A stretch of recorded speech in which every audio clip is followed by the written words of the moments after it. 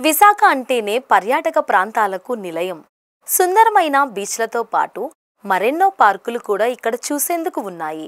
ఏడాది పొడవునా పర్యాటకులు వచ్చి విశాఖలో సరదాగా తిరిగి వెళుతూ ఉంటారు. విశాఖపట్నం వచ్చిన వెంటనే దగ్గరలో చూడదగ్గ ప్రదేశాల్లో ఆర్కే బీచ్ ఒకటి.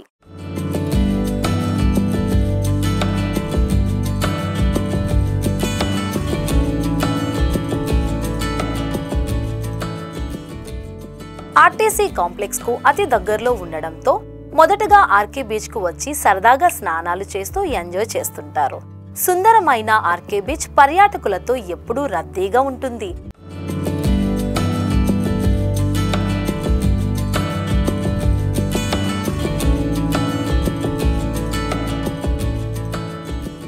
అటువంటి ఆర్కే బీచ్ ఇప్పుడు దుర్వాసనలతో దర్శనమిస్తుంది. వచ్చే పర్యాటకులు వైజాగ్ ఆర్కే బీచ్ ఇంత దారుణంగా ఉందా అంటూ వాపోతున్నారు.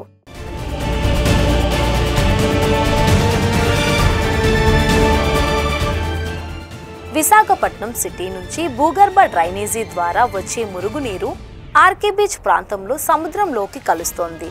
దీంతో బంగాళాఖాతంలో కలుషితమవుతుంది. దీనిపై పర్యాటకులు ఆవేదన చెందుతున్నారు.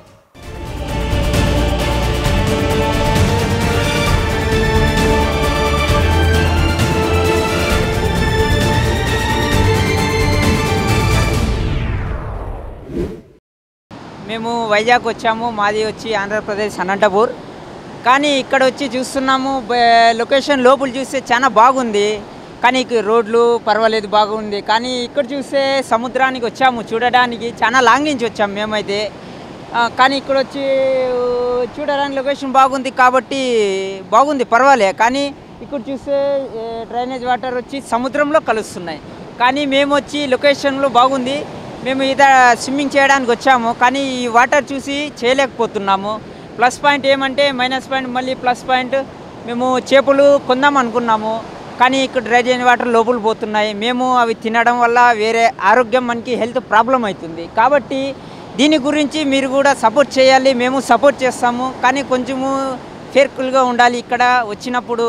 కానీ మేము కొంచెం జాగ్రత్త తీసుకోవాలని చెప్తున్నాము. ఇక్కడ ఉండే పెద్దలకు కానీ వాళ్ళకు చెప్తున్నాము.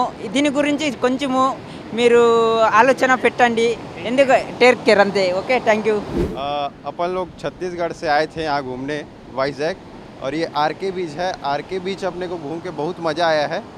वहाँ तो पूरा साफ़ है, लेकिन यहाँ अभी आके देखें तो ये गटर का पानी पूरा समुद्र में मिलाया जा रहा है, जो कि मछलियों और यहाँ नहाने वाले इंसान के लिए बिल्कुल भी सही नहीं है। और ये पानी को बिल्कुल दूषित किया जा रहा है। शासन को इस पर ध्यान देना चाहिए। ये हमारे प्रकृति और समुद्र के लिए बिल्कुल सही नहीं है।